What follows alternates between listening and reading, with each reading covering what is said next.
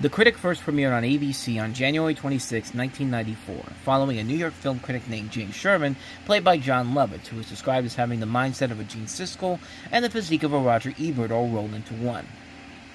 The Critic is a show that needs no further explanation from yours truly, as I've covered the show in continuous length on the website and also here on this channel, but it's such a classic show and one that was cut way too ahead of its time. To help boost the Critic's exposure, Gene and Roger reviewed the first few episodes on a 1994 episode of Siskel and Ebert, praising the show for its movie parodies, and yet criticizing it for the life of a movie critic outside of the movie world. It didn't surprise me, a new primetime TV show about a movie critic, a natural subject, wouldn't you say, Raj?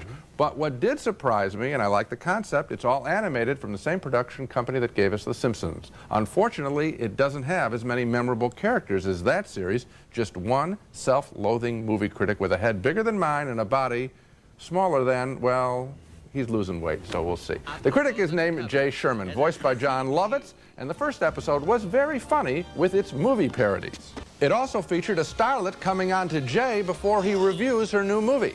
But the second episode let me down. It didn't seem to be about the world of a movie critic, just a single dad and his geeky son.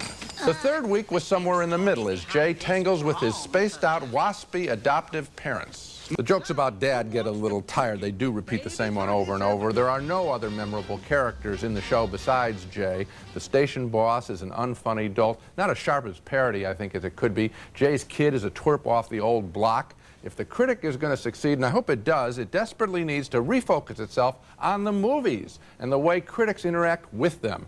Obviously, the show needs two things, a second critic, and for Roger and me to write some of the scripts. We could save this show, and I, for one, would like to. Well, I'd be happy to give them some free advice, and one of them would be to build up some of the other characters, and especially, I think you're wrong, I think the station boss has a lot of potential. He's obviously kind of modeled on Ted Turner, and I think there are enormous possibilities there. I also feel possibilities. Make him sharper, make him smarter, like Ted Turner. I also feel that the very best thing in the show so far has been the satires of movies, and they ought to have 2 or 3 of those in every show. Current movies or kinds of movies, and also I'd like to see Jay Sherman watch television so that he could satirize and discuss what's on television these days. In other words, focus this show on the media and not turn it into another sitcom about a guy and his son and his ex-wife and his girlfriends and so forth. They have to focus on the movies. That's what the show should be about. And also, I think they ought to keep Jay Sherman as a smart critic. If they make his criticisms smarter, he can still have a bad self-image,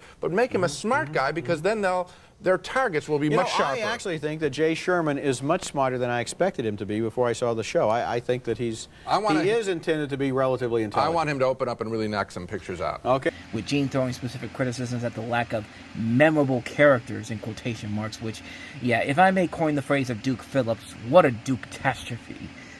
But nevertheless, they didn't hate the show at all and wanted it to succeed, but it did eventually lead to them coming into the show the following year. ABC pulled the plug on the show in the summer of 1994, as it was clearly not a show that fit into ABC's schedule, and as soon as ABC dropped it, Fox was there to pick it up. Fox picked up the show in its second season in 1995 to pair it up with The Simpsons, and one of the episodes from the second season was an episode titled Siskel and Ebert and Jay and Alice, in which Gene and Roger played themselves. In that episode, after Jay attends the Academy Award ceremony, Gene Siskel and Roger Ebert break up and each rope Jay to be their new partner. Hasta la vista, porky. Cue ball in a side pocket. The episode is so brilliantly written, and it works well towards Siskel and Ebert, the episode's guest stars. The roles in this episode are great, and I think it's one of those great moments when you realize that even though these two claimed at the time that they never hanged out with one another outside the show, you can definitely tell that both of them were good friends in some way, shape, or form. Especially with the song they do in the episode, which is a very well-done song in general, done by the late, great Alf Clausen. And just the music overall in this episode is so well done, especially the end of the episode.